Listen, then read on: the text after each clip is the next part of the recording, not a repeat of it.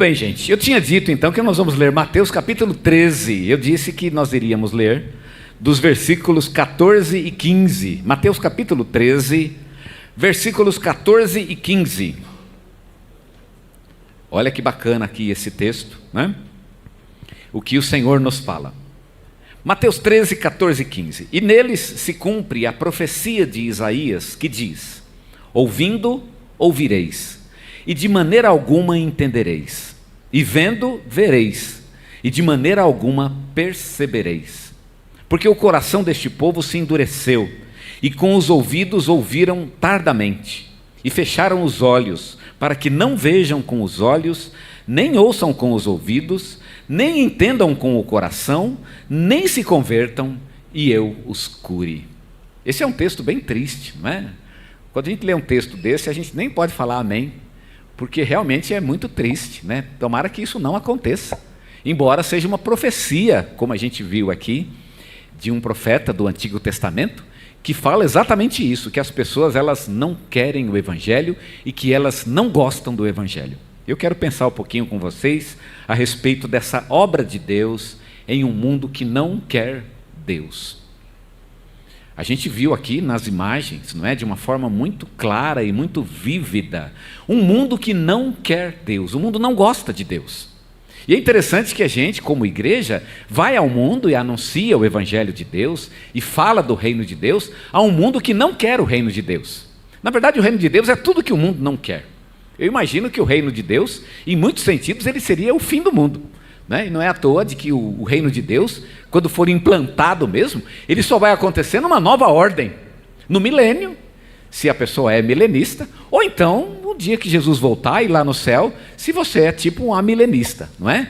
Mas, de qualquer maneira, esse mundo tem que acabar para que o reino de Deus possa ser implantado, porque o reino de Deus, em muito sentido, não combina com nenhum sistema político do nosso tempo. Nem o comunismo, nem o capitalismo, nem o socialismo, nenhum sistema político é adaptado para o reino de Deus. E o mundo não gosta e não quer o reino de Deus. Porque o reino de Deus, em muitos sentidos, é contrário ao egoísmo das pessoas. Ele é contrário ao consumismo das pessoas, né? O reino de Deus é um lugar de relacionamento íntimo com Deus, onde as pessoas são satisfeitas por Deus. Eu imagino que no reino de Deus as coisas são bem mais simples por isso, porque Deus satisfaz todas as nossas necessidades lá. Então não existe um sistema que cria necessidades e que tenta então satisfazê-las, e nessa troca de satisfação das nossas necessidades e entrega ao sistema do nosso dinheiro, é nisso que convive então o sistema social. Pois é, o reino de Deus não funciona desse jeito. Primeiro porque Deus ele vai satisfazer todas as nossas necessidades. E aí como é que fica a troca com o sistema? Não existe troca com o sistema. Deus é tudo em todos. E esse é realmente o objetivo de Deus, de que realmente nossa vida descanse nele. Enquanto estamos neste mundo, a gente sempre vai ter necessidades, não é? Mas um dia, quando o reino de Deus for implantado neste mundo, os sistemas hoje, sistemas políticos, eles serão completamente alterados. Haverá um novo sistema, uma nova forma de organização social, porque o reino de Deus o exige. Mas está aí o mundo. O mundo não quer, o mundo não gosta, o mundo rejeita, o mundo se volta contra a igreja, e a igreja está lá, pregando o evangelho, falando do amor. E eu queria pensar um pouquinho sobre a maneira como Deus trabalha em um mundo que não gosta dele, um mundo que não o quer. Gente, o mundo não quer Deus. As pessoas não querem. Eu nem me assusto quando alguém não quer. Geralmente quando você quer falar de Deus, são poucos aqueles que querem ouvir. As pessoas geralmente não gostam disso. Alguém já falou que não se discute religião. Eu acho que a ideia de que não se discute religião é uma outra maneira de dizer o seguinte: eu não quero falar de Deus, eu quero ter o meu jeito de servir a Deus, eu quero ter a minha liberdade e não quero que ninguém me incomode no meu jeito de servir a Deus, que pode ser inclusive um jeito onde Deus nem apareça na minha vida inclusive. É o meu jeito de servi-lo. Não falo com ele, vivo como se ele não existisse, mas é o meu jeito de servi-lo, né? Como diria lá uma música do Roberto Carlos, eu tenho impressão, eu acho que eu não era nascido nesse tempo, que ele dizia o seguinte: eu sei que eu tenho um jeito meio estúpido de ser, mas é assim que eu sei te amar. Já viu esse hino, essa música, né? eu tenho um jeito meio estúpido de ser, mas é assim que eu sei te amar. Eu acho que muito crente é assim com Deus. Ele tem um jeito meio... Muito crente não. Muita gente deste mundo é assim. Ele tem um jeito estúpido de ser. Mas é o jeito dele amar a Deus. Será que isso está certo? Será que Deus ele não tem suas preferências? Será que Deus ele não espera algo do homem, algo que o homem não está dando a ele? É claro que sim. E a palavra é muito clara com relação a isso. Deus continua trabalhando no mundo que não o quer, um mundo que não o deseja, e Ele continua trabalhando, e eu quero falar um pouquinho sobre esta obra de Deus. O capítulo 13 de Mateus é muito legal, muito legal. Eu estudei Mateus, né? Ainda estou terminando Mateus, eu comecei a estudar Mateus em 2010, se eu não me engano, e eu tenho lá, esses dias eu estava vendo lá minha anotação, o dia que eu comecei a estudar Mateus, 2010. E até hoje eu não consegui parar, não consegui chegar no fim de Mateus. Claro que eu já li um monte de outras coisas, né? Acho que eu devo ter lido a Bíblia toda de 2010 para cá. Mas o Evangelho de Mateus, não sei porquê, está difícil terminar o Evangelho de Mateus, mas a culpa não é do Evangelho, não. O Evangelho até que não é tão longo assim, a culpa é minha mesmo. Eu é que fico enrolando, lendo outras coisas, né? Vou para outros lugares tal, e volto para Mateus, e sempre volto para Mateus. E o capítulo 13 foi um capítulo muito precioso e muito especial na minha vida. Porque ele fecha o primeiro ciclo do Evangelho de Mateus, que são os 13 primeiros capítulos, Depois do capítulo 13, João Batista morre, e com a morte de João Batista começa um novo período, né, no Evangelho de Mateus, e começa então um outro tema. Mateus literalmente muda o tema, e a cruz de Cristo começa a ser então, a partir da morte de João Batista, começa a ser o tema do Evangelho de Mateus. Mas até o capítulo 13, Jesus está ensinando verdades, e o capítulo 13 é muito precioso, porque é como se Mateus ele pegasse um monte de ensino de Jesus e colocasse tudo no capítulo 13. E aí tem um monte de parábola no capítulo 13. E as parábolas do capítulo 13, elas têm dois sentidos. Primeiro, contar coisas sobre o reino de Deus, como é que o reino de Deus funciona, como Deus trabalha em nossas vidas, é isso que as parábolas falam, mas as parábolas têm um segundo sentido também. Elas mostram uma espécie de hermenêutica de Deus. A hermenêutica é a arte da interpretação, né? A maneira como se interpreta Deus. Deus fala por parábolas, e é interessante que Mateus ele vai mostrar isso. Jesus fala por parábolas, e o fato dele falar por parábolas tem um sentido. E sabe qual é o sentido dele falar por parábolas? É que as parábolas elas têm um sentido meio oculto. As histórias têm um sentido oculto, que geralmente a gente não sabe o que elas significam. Chapeuzinho Vermelho, por exemplo, né? Chapeuzinho, qual é o sentido oculto? A história da Branca de Neve. Essas histórias têm um sentido oculto. Não sei se vocês sabem, mas a história da Branca de Neve, ela é a história dos 7 pecados capitais, né? E a Branca de Neve, na história original, ela comete os 7 pecados capitais e ela cai em todos eles. E o último deles é a própria luxúria, que é quando ela morde a maçã. A morder a maçã significa literalmente a luxúria. O fato aqui é que há um sentido por trás daquilo, porque a história é assim, a história tem um sentido escondido por trás dela. E a parábola, ela é assim, a parábola tem um sentido escondido, e Jesus fala por parábolas exatamente para dar um sentido escondido. O Evangelho tem uma coisa que é oculta. E o mundo não gosta de Jesus porque não consegue ver isso. O mundo olha e não enxerga. Porque o Evangelho ele é mesmo um tipo de uma parábola. As pessoas não veem. Porque para você ver, você tem que ter um olhar. E que olhar é esse? Eu não sei muito, eu tive muita dificuldade com Mateus, aliás foi isso que me impressionou em Mateus, mas eu tenho a impressão que Mateus, ele acha que esse olhar é um olhar de certa bondade. Eu fiquei meio preocupado de Mateus estar falando isso, porque eu sempre gostei muito de Paulo, e Paulo não vê bondade nenhuma no homem, né? O homem é mau e acabou, não existe bondade. Mas Mateus, ele fala de uma abertura de coração. Digamos, um olhar aberto. Eu não estou entendendo, digamos assim, mas, Senhor, fala de novo, me explica essa história direito. Gente, se você fala isso para Jesus, já é uma abertura. Você já tem aqui pelo menos um início de você querer algo, de você buscar algo.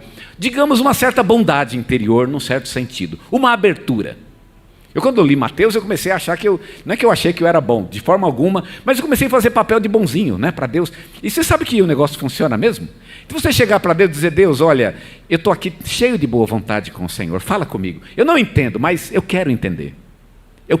E isso é muito legal diante de Deus e na presença dEle, porque mostra a sua abertura para Ele. Você pode ser o pior pecador do mundo, mas se abra. É como se você estivesse muito doente. Então vamos tomar o remédio. Ah, o remédio não resolve. A minha esposa sempre briga comigo porque eu acho que remédio não funciona, né? Mas eu tomo assim mesmo. O fato é que ela briga comigo, mas gente, toma o remédio, né? Se é um remédio que vai fazer muito mal, você vai morrer se tomar o remédio, eu não digo nada. Mas você não vai morrer. Se não fizer bem, mal também não vai fazer, não é? O fato aqui é que tome o remédio. Aqui Jesus é como se fosse o remédio. Abra o coração e dá uma chance a ele. E quando você dá uma chance, o universo se abre. E eu quero pensar um pouquinho com vocês a respeito desse Deus que trabalha em um mundo que não o deseja, um mundo que não o quer. Primeira coisa que eu preciso dizer para vocês aqui, e no texto que a gente acabou de ler, Jesus fala sobre isso, eu quero ler de novo inclusive o texto. Nele se cumpre a profecia de Isaías que diz: ouvindo ouvireis, e de maneira alguma entendereis. Vendo vereis, e de maneira alguma percebereis. Por que não vê? Porque Jesus está falando por parábolas, em parte. Mas em parte também porque ninguém quer ver. Ninguém parou para se perguntar, isso é besteira. Houve uma parábola. Jesus conta muitas parábolas. Você pode falar, isso é uma bobeira. Pois é, esse é o problema. Você devia, Senhor, fala de novo. Vamos ver essa história de... O que significa isso? Para mim é só uma história, mas aqui estou eu de coração aberto. Vamos conversar a respeito disso. Talvez tenha alguma pérola escondida. E aí eu vou encontrar essa pérola, que é exatamente o caso do Evangelho. Porque o coração deste povo se endureceu. Com os ouvidos ouviram tardamente, fecharam os olhos para que não vejam com os olhos, nem ouçam com o coração, nem entendam. Não ouçam com os ouvidos, nem entendam com o coração, nem se convertam, e eu os cure. No final, não existe cura, porque as pessoas não querem a cura. Primeira coisa, irmãos, já que o mundo tem esse antagonismo contra Deus, primeira coisa que Jesus está dizendo. Primeira, Deus não para de trabalhar. Não é porque as pessoas não gostam dele que ele para de trabalhar, né? Eu trabalho aqui nessa igreja e eu pressuponho que os irmãos gostam de mim, né? Alguns talvez não, mas eu imagino até agora, eu acho que até agora não achei ninguém que não goste de mim aqui, né? Mas eu imagino que os irmãos gostam de mim. Irmãos, o dia que eu achar que vocês não gostam mais de mim, ou a gente vai conversar, né? Eu vou chegar aqui todo cheio de humildade, irmãos, o que está acontecendo que vocês não gostam de mim? O que eu posso melhorar, né? Eu vou querer mudar, não é assim? Pois é, quando você, se eu não mudar, alguma coisa realmente, não, a gente não gosta mesmo, então provavelmente eu devo ir embora daqui, não é isso? Irmãos vão concordar comigo. Pois é, o mundo não gosta de Deus e Deus continua trabalhando lá. O mundo não gosta da mensagem, mas Deus não para de falar, Ele continua falando. A mensagem é permanentemente recusada e permanentemente anunciada. Permanentemente. Deus não para de falar, mesmo ao mundo que não quer ouvir, que não quer ver, um mundo que não quer aceitar essa palavra. Independente das pessoas ouvirem ou não, Deus continua falando. E sabe que eu acho muito bacana isso e gosto muito disso? Às vezes as pessoas me procuram e falam, mas eu queria tal pessoa, quem é que tal pessoa, que Deus falasse com elas. Meu querido, Deus fala com ela. O problema sempre é o quê? É a pessoa que é surda e não ouve. Deus não para de falar. Se a gente pudesse resumir, o Harry Blackby, né, ele tem um livro que ele fala sobre isso. Se você pudesse resumir a Bíblia inteira em 2 palavras, as palavras seriam: Deus fala. Deus fala. Deus fala o tempo todo. Ele não para de falar nunca. É interessante isso, né? Enquanto tem revelação, Deus está falando. Tanto que você sabe nitidamente quando ele parou de falar. Ele parou de falar em Malaquias e começou a falar novamente em Mateus. Deus não para de falar. Enquanto tem revelação, Deus fala o tempo todo. O que acontece? As pessoas é que não ouvem Deus falando. Deus está falando, mas as pessoas não querem ouvi-lo. As pessoas não querem vê-lo. Mas isso não impede Deus de continuar agindo. Ele continua falando.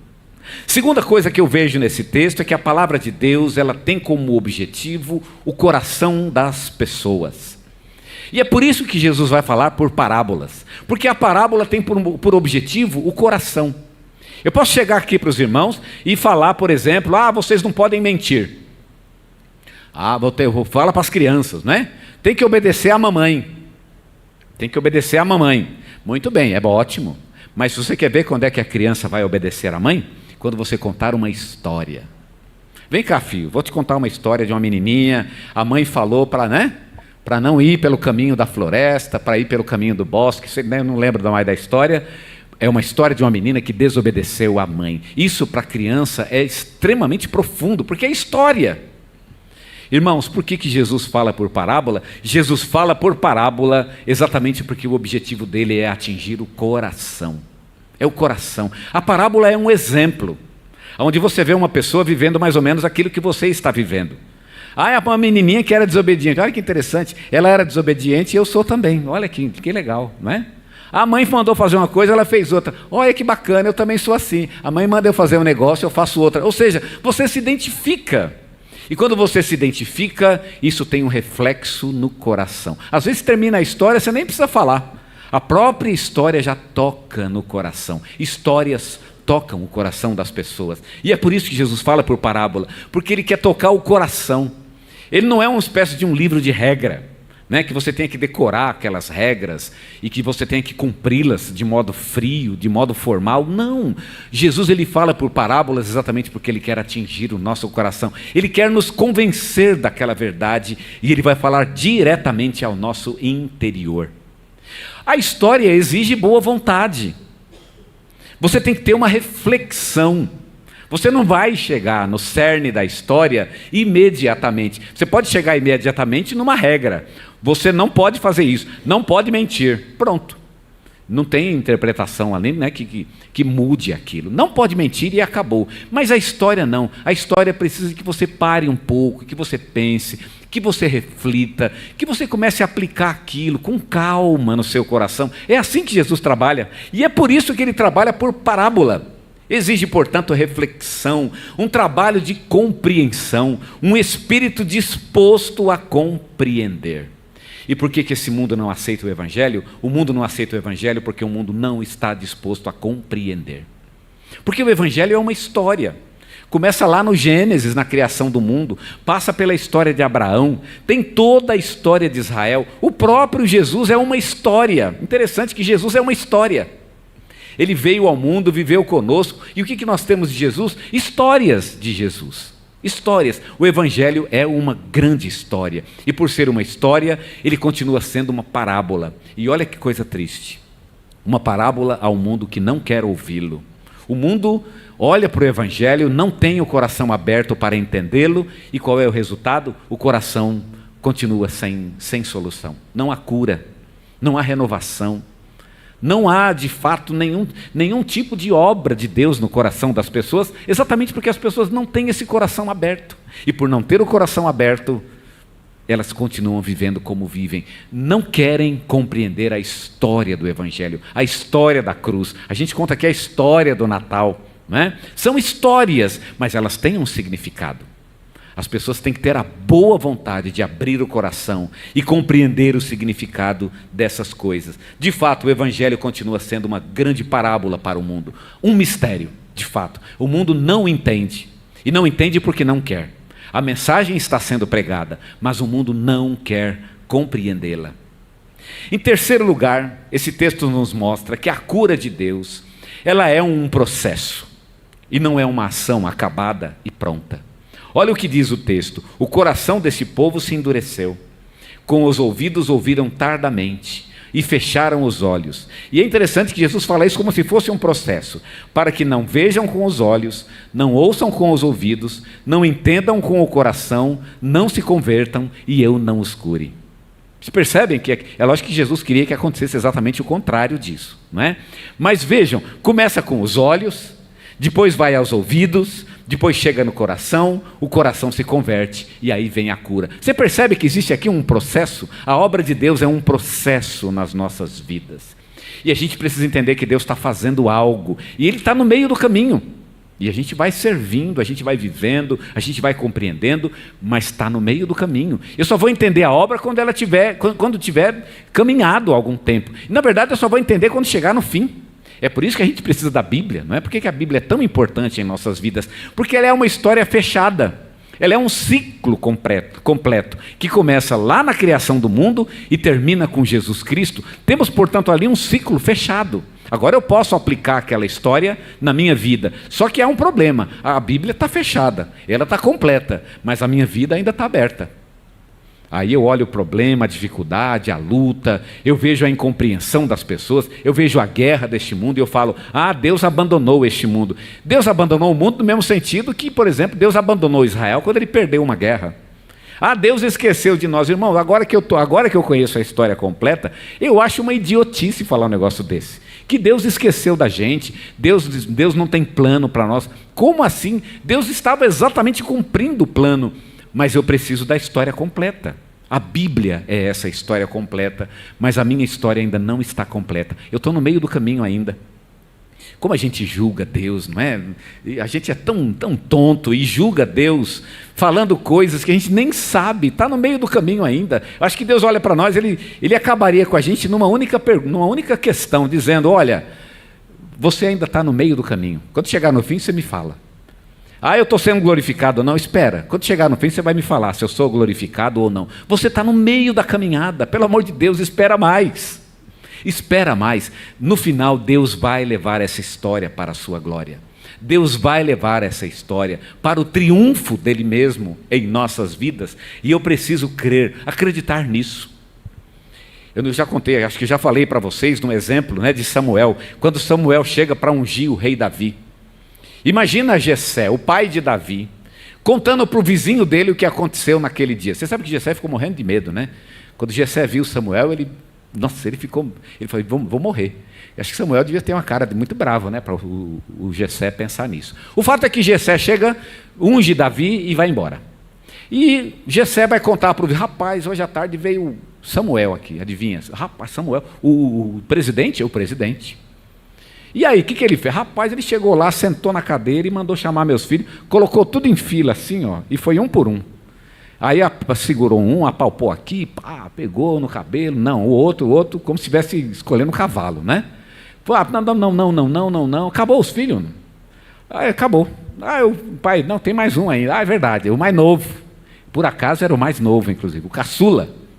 O caçula era um menininho menorzinho, metido a poeta, que tinha sardas no rosto. E aí manda chamar o menino. E quando ele entra naquela sala, ele pega uma botija de azeite e ele joga na cabeça daquele menino.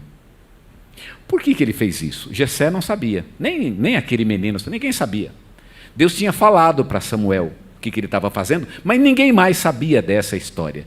Aí o vizinho pergunta para Jessé: mas Jessé, por que ele fez isso? Jessé responde: rapaz, eu não tenho a menor ideia, não sei por que ele fez isso, né? Deus é que sabe disso, vamos ver, né? Mas eles não sabiam. Por que Deus fez isso? Porque Davi seria coroado rei. Mas Davi ser coroado rei é pouco. Não, Davi vai ser coroado rei, e aquela unção significa isso. Mas naquele dia a história mudou. Irmãos, no dia que Davi foi ungido rei, naquele dia foi feita uma profecia sobre o filho de Davi, o próprio Jesus Cristo. Aquele dia a história se construiu e ninguém sabia disso. Ninguém sabia disso. Sabe qual é a lição que eu tiro para a minha vida? Você não sabe o que Deus está fazendo na tua vida. Você não tem a menor ideia. Você julga Deus por aquilo que está acontecendo hoje. Mas, gente, está acontecendo hoje. Espera mais tempo. Vamos ver. Deus completa a tua obra. Eu imagino que talvez eu só vou saber disso depois que eu morrer. Talvez algum dia alguém vai refletir sobre a minha vida, não é? E vai dizer: o pastor foi assim, o tempo que ele passou aqui foi assim, o ministério dele foi assim. Agora sim é possível julgar, mas nós julgamos Deus muito cedo demais. Deus está fazendo algo, é um processo. O evangelho em nossas vidas é um processo. Começa nos olhos atentos, passa pelo coração e termina numa verdadeira conversão interior. Deus está fazendo esse processo em nossas vidas. E por fim, a última coisa que eu quero destacar nesse texto é que a verdade de Deus, por sua própria natureza, ela é acrescentada para aquele que já tem. Mas ela é tirada daquele que não a tem. Aquele que tem, e essa é a maneira de Deus trabalhar. Aquele que tem a obra de Deus, ganha mais. Aquele que não tem, a obra então é tirada. Deus trabalha menos na vida de quem ele menos trabalha. E trabalha mais na vida de quem ele mais trabalha. Vocês entendem essa lógica? O que significa isso? Jesus diz: nele se cumpre a profecia. Ouvindo ouvireis, e de maneira alguma entendereis. E vendo vereis, e de maneira nenhuma percebereis. Porque o coração desse povo se endureceu. com os ouvidos ouviram tardiamente, e fecharam os olhos, para que não vejam com os olhos, nem ouçam com os ouvidos, nem entendam com o coração, nem se convertam, e eu os cure. É interessante que Jesus está mostrando aqui que na verdade agora é dele. Bom, vocês não querem me ouvir, então agora eu também não vou falar. Agora acabou, agora é comigo. É exatamente isso que ele quer dizer. Ele está dizendo, o coração desse povo se endureceu e com os ouvidos ouviram tardiamente e fecharam os olhos. Pois muito bem, então agora é que não serão curados mesmo. Agora é que realmente vai permanecer nas trevas. Por quê? Porque não quer ouvir, não abre o coração. Quem abre o coração fica mais fácil. Para quem fecha o coração, fica mais difícil. Mais difícil. Aqui é a ideia de tirar daquele que tem, né? Aliás, tirar daquele que não tem e dar para aquele que já tem. Essa é uma espécie de princípio aqui do reino de Deus. Você busca e quanto mais você busca, mais você tem. Você rejeita, quanto mais você rejeita, menos você tem. Sabe por quê? Porque o pecado é degenerativo. O pecado não é um negócio que entra na minha vida e eu vou controlando. Tem doença que a gente controla, né? Você toma um remedinho lá, uma injeção de vez em quando, faz um tratamento, uma terapia, e aquilo fica sob controle. Não, o pecado não existe controle para ele. O pecado é degenerativo. Ele entra na vida de uma pessoa e ele vai consumindo, vai deteriorando, vai acabando com a pessoa até que não reste mais nada. Enquanto a pessoa não abre o coração, a tendência é de que um abismo chame outro abismo. E não existe limite. O limite é o fundo do poço. Alguém já falou, graças a Deus, quando chega no fundo do poço. Porque pelo menos ele bateu no fundo, né? Quem sabe dali ele pode se levantar de novo. Mas e quem não bate no fundo do poço? E quem continua descendo e descendo? E se aprofundando na distância de Deus? Quando você abre o coração a Deus, quando você deixa que a luz entre, pela primeira vez, você abre um precedente para que Deus continue trabalhando na sua vida. E Ele continua. A primeira obediência, a segunda obediência, a terceira obediência, e Jesus vai dando mais. Ah, já tem? Pois vai ganhar mais. Aquele que tem, ganha mais. Aquele que não tem, vai perder. Até o que tem vai ser tirado. Até o que tem. Por quê? É a natureza da maneira como Deus trabalha em nossas vidas. Ele repreende a desobediência. Ele castiga a desobediência, tirando, e Ele vai tirando. Mas sabe que há um sentido por Deus fazer isso? É exatamente para que a pessoa se aprofunde no pecado, para que ele se decepcione com o pecado. Uma das coisas mais certas, se você quer ver alguém convertido a Jesus, se você quer ver um coração salvo, eu vou te dar uma esperança maravilhosa. O mundo vai decepcionar ele. Uma das coisas que a gente sempre pode esperar, o mundo vai decepcionar. O sujeito está iludido, a menina está iludida. Mas o mundo vai decepcionar. Mais cedo ou mais tarde, ele vai voltar chorando. O que foi que eu fiz? É como o filho pródigo, ele volta chorando. Mas que escolha idiota foi essa que eu fiz? Por que eu fiz isso? Meu irmão, é assim mesmo. E é assim porque Deus tira de nós. Ele vai tirando de sua presença, vai tirando da sua alegria, até que chega um momento que aquilo começa a pesar no coração, e o mundo nunca é bom para nós, ele só é bom naquele momento, enquanto a gente está iludido, mas o mundo sempre vai cobrar um preço muito alto, pela obediência a Ele, e por fim, nós vamos acabar voltando para o Senhor. Aquele que tem, ganha mais, aquele que não tem, é tirado dele.